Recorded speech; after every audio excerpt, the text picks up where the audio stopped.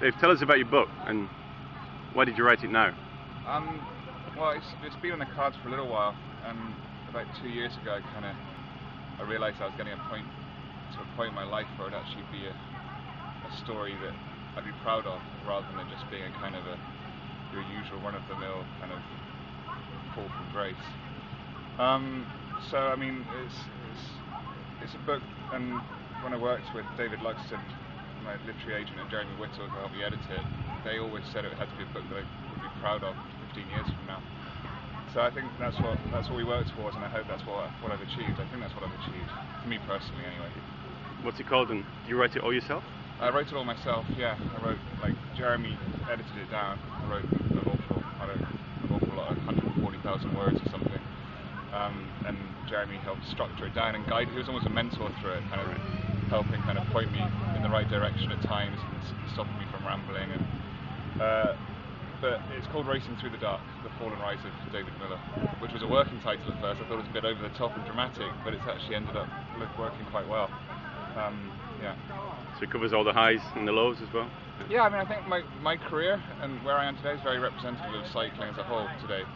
And I wanted people to understand our world better, rather than getting just these kind of dramatic sort of glimpses of it that aren't really representative of the whole.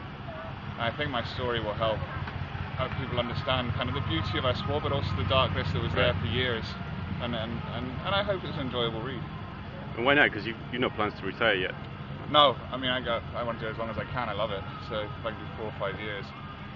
So I mean, that was one of the reasons I could have easily done it when I retired, but I thought it carried much more weight doing it while I was still a professional. It means that I have to actually stand by what I say. It's easy to retire from a sport and then do a big expose and critique everybody and then just never come back. But I wanted to actually be able to write this and stand by what I've written and help it kind of, and I want to help our sport. I want people to understand it better, and I want it to progress and move forward. What was the hardest bit for you to write personally? 2004, when that was the hardest bit for me to write, just the actual kind of the rapid downfall. The 2003, from the Worlds onwards, it was all very kind of, it wasn't that it was emotionally hard, it's just I didn't want to write it. I just didn't want to relive that stuff. So yeah, that was the hardest bit. And when is it on sale? I think it's June? June 16th is the publication date, but we're doing the book launch on the 6th of June in London. Paul Smith's actually hosting it very kindly, so we're going to do quite a big event there. But June 16th, I think, is when it's going to actually hit the shelves. And it's available on the internet as well? Yeah, usual, Amazon, etc. So, yeah.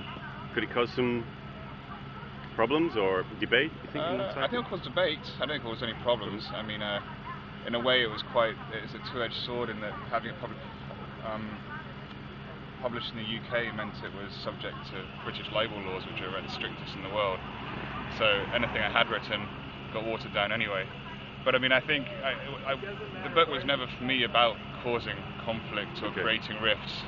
It's about people seeing the big picture, and there is stuff in there that will be a bit shocking to people, and I think it is going to open people's eyes to what the real world is like of professional cycling. But it is an optimistic book, and that's what I always wanted. I want people to see the sport through my eyes, and I love my sport more than anything. I want to do it for as long as I can, and I want people to get that, but they also have to know that it's been in some pretty dark places, and I've been in some pretty dark places with it.